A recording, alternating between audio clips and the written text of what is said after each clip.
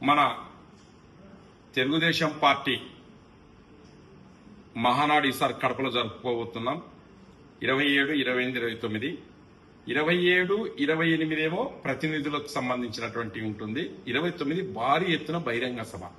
కని వినైన రీతిలో దాదాపు 5 నుంచి 10 లక్షలు తగ్గకుండా మనం బహిరంగ సభ జరపాలని చెప్పి మన అధ్యక్షుల వారు చంద్రబాబు నాయుడు నిర్ణయం చేశారు. లోకేష్ గారు కూడా ఆదేశాలు ఇచ్చారు. మన కర్నూలు జిల్లా నుంచి ఒక్కొక్క నియోజకవర్గం నుంచి 5,000 తగ్గకుండా పోవాలి. ఆడ మన కర్నూలు సత్తాయేమో నిరూపించాలని చెప్పి తెలుగుదేశం నాయకులకు, ఎమ్మెల్యేలకు, ఎంపీలకు, మంత్రులకు అందరికీ ఇందు మూలంగా తెలియజేస్తా ఉన్నాం. అలాగే మన కర్నూలు జిల్లాలో జరిగినటువంటి మినీ మహానాడులు గాని, జిల్లా మహానాడులు గాని అందరూ విజయవంతం చేశారు. అందుకు సహకరించినటువంటి కార్యకర్తలు, నాయకులు, ఎమ్మెల్యేలు, ఎంపీలు అందరికి కూడా ప్రత్యేక ధన్యవాదాలు. అలాగే ప్రెస్ సోదరులకు కూడా ప్రత్యేక ధన్యవాదాలు. ఈ మహానాడు పెద్ద ఎత్తున జరుగుతూ ఉంది. ఎవరో కొంతమంది కావాల్సి కూడా పుకార్లు గుట్టించినారు. కరోనా ఉంది, అది ఉంది, క్యాన్సర్, అవన్నీ ఏం లేదు. ఖచ్చితంగా మహానాడు ఉంది. కడపలో జరపబోతున్నాం.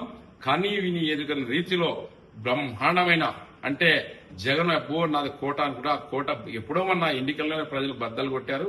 మళ్లీ ఈ బహిరంగ సభతో మనం ముందుకెళ్లాలని చెప్పేసి మహానాడులో నిర్ణయించాం. Thank you.